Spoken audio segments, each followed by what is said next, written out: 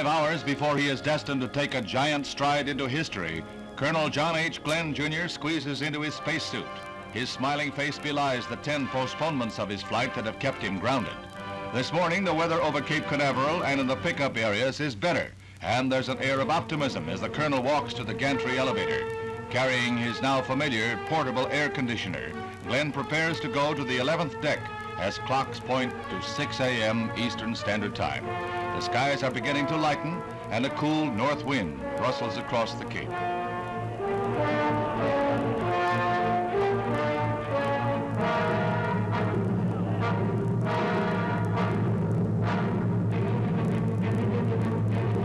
The Colonel's date with destiny comes 10 months after the Russians claimed an orbital flight by Yuri Gagarin, and less than a year after Alan Shepard blazed a suborbital trail for the U.S.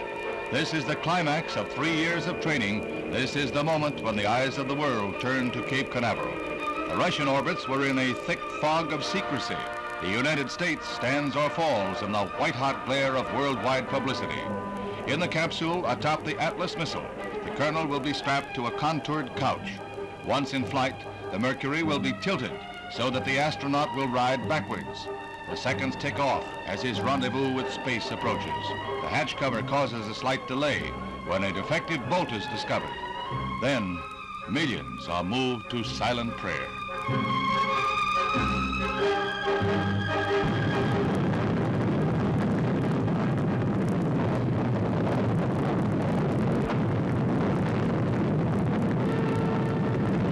Everything is go.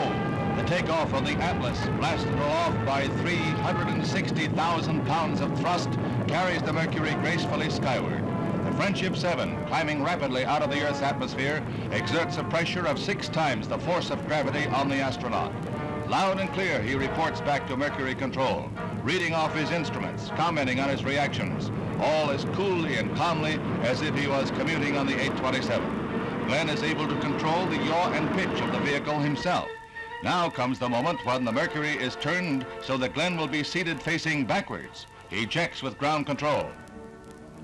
Roger, 0G, and I feel fine. Capsule is turning around. Oh, that view is tremendous.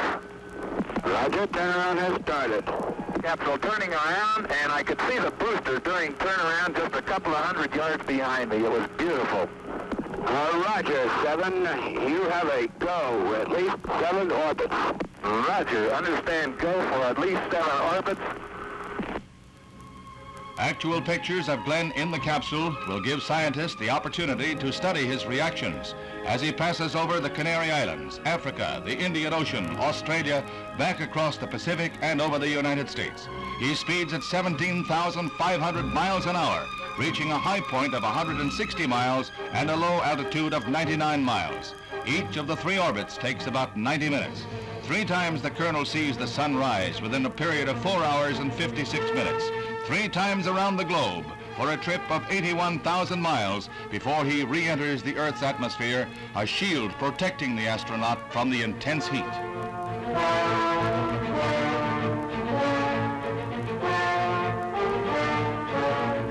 The carrier Randolph is the command ship in the pickup area, but Glenn, instructed not to jettison his retro rockets, lands short of the carrier. Ground instruments indicated his heat shield was loose, and he was instructed to hold onto his rocket bank to help hold the shield in place. Right at hand, however, is the destroyer Noah, and she speeds to the capsule to take the vehicle and pilot aboard. Despite a few shaky moments among ground control personnel, Glenn is down, hale and hearty. With support cables attached, a pincer-like crane will lift the Friendship 7 aboard.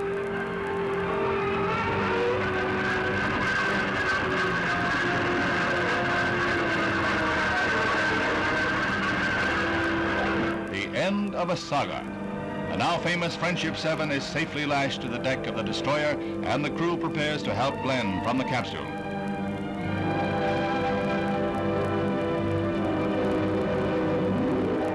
First, they attempt to help the Colonel from his complex prison through the upper exit in the mouth. They encounter difficulties, and so it is decided to blow off the escape hatch cover.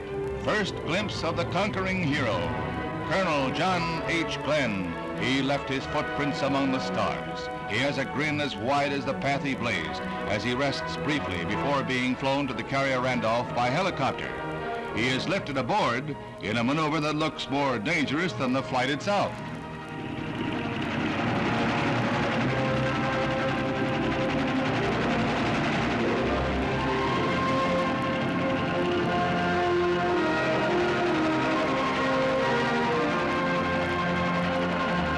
The helicopter takes him to the Randolph for a debriefing and examinations by medical men.